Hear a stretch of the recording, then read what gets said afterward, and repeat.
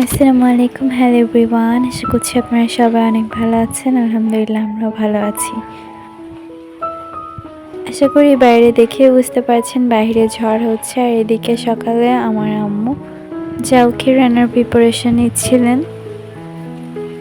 তো আমাদের বাংলাদেশে কিন্তু এই যে ঝড়টা কয়েকদিন আগেই হয়েছে, সেটি হচ্ছে ঘূর্ণিঝড় রেমাল, এবং এই ঝড়ের অভিজ্ঞতাটা আসলে কি আর বলবো। আমরা খুলনা জেলার ভিতরে আসলে, তো আমাদের এখানে আসলে খুব বেশি হয় নাই, তবে বেশ ভালোই বাতাস হয়েছে। গাছগুলো একদম নড়ে মনে ছিল পড়ে যাবে।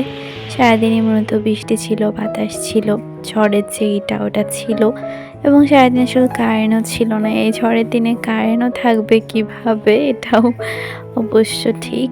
অ্যান্ড দেখতেই পাচ্ছেন গাছগুলোর অবস্থা, মানে এতটাই বাতাস হচ্ছিল। আর ঘূর্ণিঝড়ের মতো এমনটাই হবে, এটা স্বাভাবিক। এবং মূলত দুপুর পর্যন্ত বেশ ভালোই বাতাস বৃষ্টি ছিল, বিকালের দিকে কিছুটা কমে গিয়েছিল।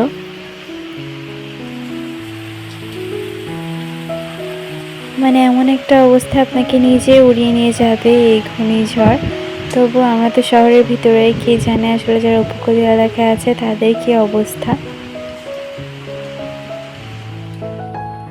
আজকে সকালে আমার আম্মু জাউখি রান্নার প্রিপারেশন নিচ্ছিলেন, যেটা কিনা আসলে আলু চাল দিয়ে বানানো হয় একটা ক্ষীর, এবং এটাতে কেন মিষ্টি ইউজ করা হয় না। আমাদের এখানে এটাকে জাউখিরই বলা হয়, এবং এটা অবশ্য কাঁঠাল দিয়ে খেতে সব থেকে বেশি স্বাচ্ছন্দ্য বোধ করে সবাই। তো আমার আম্মু এগুলো হচ্ছে প্লেটে প্লেটে নিয়ে নিচ্ছেন। যেহেতু গরম জিনিস, এভাবে ভাগ ভাগ করে নিয়ে নিলে ঠান্ডাও হয়ে যাবে এবং সবার কিন্তু খাওয়াও হয়ে যাবে।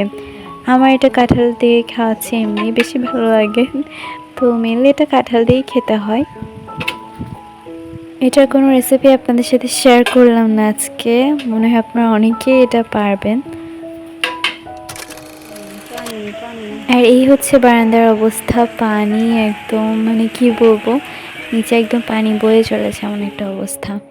তো এখন হচ্ছে আমার আম্মু জাউখিটা কাঁঠালের সাথে এনজয় করবে, তো আমি সেটা আপনাদের সাথে শেয়ার করে দিলাম, যে ক্লিপটা নিয়ে রেখেছিল। এই পর্যায়ে একটা ছোট রিকোয়েস্ট করে নিচ্ছি, আমার ভিডিওটি যদি আপনাদের কাছে ভালো লেগে থাকে অবশ্যই আমাদের চ্যানেলটি সাবস্ক্রাইব করে আমাদের পাশেই থাকবেন। ভিডিওতে একটা লাইক দিতে ভুলবেন না, কমেন্ট এবং শেয়ার করতে পারেন। তো বৃষ্টিটা যখন থেমেছিল হালকা, তখন এরকম অবস্থা ছিল, এবং দেখতেই পাচ্ছেন বৃষ্টি হলে অলওয়েজ কী হয়, প্রকৃতিটা একদম সুন্দর করে দিয়ে যায়। তারপর অবশ্য বাতাস ছিল, বৃষ্টি ছিল একটু একটু। তো আজকে দুপুরের রান্নার মেনু হচ্ছে কিন্তু ভুনা খিচুড়ি, এবং সেটা আরও চিকেন দিয়ে, আমাদের সকলের ফেভারিট বলতে পারেন। তো আমার আপু দোকান থেকে মুরগি নিয়ে এসেছিলেন, আর এদিকে আমার আম্মু কাটা বাছা করে নিয়েছেন, মুরগিগুলোকে কেটে নিয়েছেন, রসুনটা ছুলিয়ে নিয়েছেন, ঝাল কেটে নিয়েছেন, তারপরে ভিজিয়ে রেখেছেন শুকনো মরিচ যেটা, আলু এখানে কেটে নিয়েছেন, আর হচ্ছে চাল ডালও প্রিপেয়ার করে নিয়েছেন। এখানে চালের মধ্যে পোলাও চাল এবং এমনি যে ভাত খাওয়া চাল, ওই দুইটাই ইউজ করেছে, মসুরির ডাল কোলোর ডাল দুইটাই ইউজ করেছে। আর এখানে ভাতের জন্য পানি গরম বসিয়েছেন। এখানে একটা বাটা মশলা করেছে, তো আস্তে আস্তে বলে দিচ্ছি কীভাবে বানাতে হবে। ফার্স্টে তো আমার আম্মু আলুটাকে ভেজে নেওয়ার জন্য এখানে পরিমাণ মতো সরিষার তেল দিয়ে দিয়েছেন, আর আলু দিয়ে দিচ্ছেন এখানে। তো কিছুক্ষণ ভেজে নেবেন, এবং ভাজার জন্য কিন্তু পরিমাণ মতো লবণ এবং হলুদ করে দিয়ে দিয়েছেন। তো এখন কিছুক্ষণ এটা ভেজে নিচ্ছেন।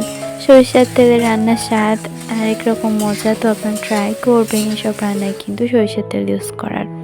অনেকেই জানেন, বাট অনেকে আসলে ইউজ করেন না, এই জন্য বলে নিলাম। তো এখানে আলুগুলো ভাজা হয়ে গিয়েছে, এখন আমার আম্মু নামিয়ে নিচ্ছেন। তো এখন কড়াইতে আর একটু তেল দিয়ে দিচ্ছেন, এরপরে যে বাটা মশলাটা আছে ওটা দিয়ে দিবেন। এখানে বাটা মশলার মধ্যে রয়েছে আদা, রসুন, জিরা, এলাচ, শুকনো মরিচ বাটা।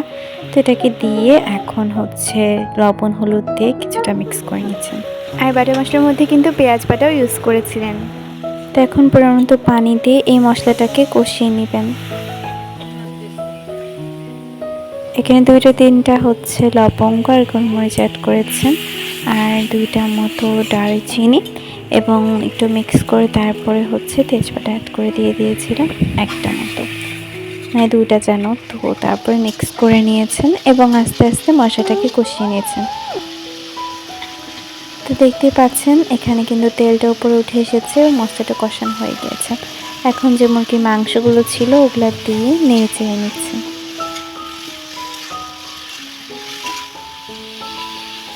কিছুটা মিক্স করার পর এখানে কিন্তু পরিমাণ মতো পানি দিয়ে দিয়েছেন এবং এখন এই মাংসটাকে সিদ্ধ হওয়ার জন্য রেখে দিবেন ঢাকনা দিয়ে। আমাদের মাংসটা রান্না হয়ে গেলে কিন্তু খিচুড়ি অর্থাৎ ভুনা খিচুড়িটা রান্না হতে বেশি সময় লাগবে না। তো এখানে ঢাকনাটা তুলে যে আলুগুলো ছিল ওগুলো দিয়ে দিয়েছেন, দিয়ে আরও কিছুক্ষণ মিশিয়ে এখন আবারও ঢাকনাটা রেখে দিচ্ছেন, যাতে করে সব কিছু একসাথে সুন্দরভাবে রান্না হয়ে যায়। তো দেখতে পাচ্ছেন ঢাকনাটা খুলে এই মাংস রান্নাটা কিন্তু অনেক সুন্দরভাবে হয়েছে, অনেক সুন্দর একটা ঘ্রাণ আসছিল। তো একদম কষানো মাংস ভুনা যেটা। তো এরপরে এটাকে একটা সাইড করে দিন। আমার মা একটা কড়াই বসিয়ে নিয়েছেন, এরপরে পরিমাণ মতো তেল দিয়ে দিচ্ছেন চাল ভাজার জন্য। এখন এই তেলের মধ্যে পরিমাণ মতো পেঁয়াজ কুচি দিয়ে দিচ্ছেন আর দিয়ে দিচ্ছেন এখানে লবঙ্গ, গোলমরিচ, দারচিনি, তেজপাতা। তো দিয়ে আরও কিছুক্ষণ মিশিয়ে নিচ্ছেন।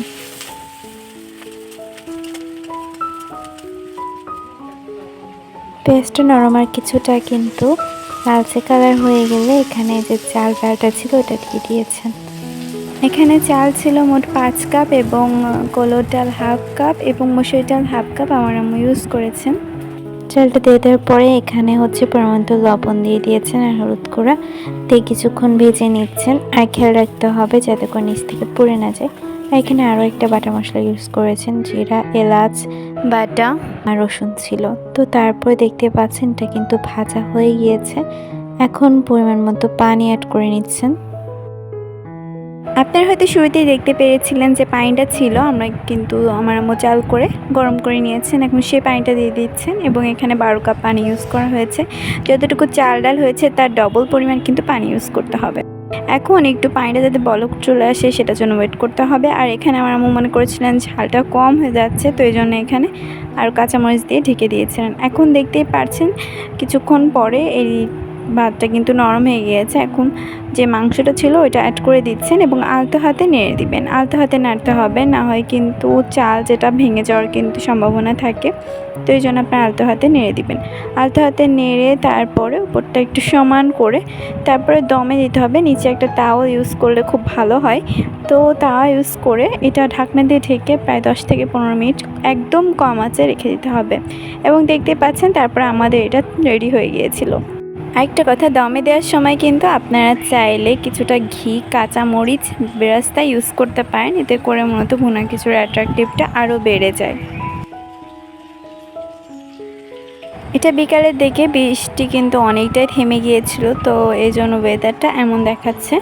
আর পানিতে তো কি বলবো, আমাদের বারান্দার সামনেটা অবস্থা খারাপ হয়ে গিয়েছিল। সারাদিন আসলে কারেন্ট ছিল না, ফর দ্যাট আমি ভুনা খিচুড়ির জন্য কোনো ভালো থাম্বনেলের ছবি ক্লিক করতে পারিনি। তো রাতে যাই খেয়েছি আপনাদের সাথে একটু শেয়ার করে দিয়েছি। তো আশা করছি আপনাদের কাছে রেসিপিটা ভালো লেগেছে। তো ভালো লাগলে সবাই বাসায় ট্রাই করবেন। তো আজকের মতো এখানেই বিদায় নিচ্ছি। আল্লাহ হাফেজ।